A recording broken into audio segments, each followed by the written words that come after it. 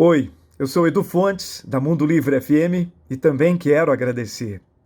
É porque nesse período de isolamento de inquestionável importância, eu e algumas pessoas pudemos nos recolher no conforto dos nossos lares, ouvir mais música, ler mais livros, conversar mais com a família, com os amigos, né?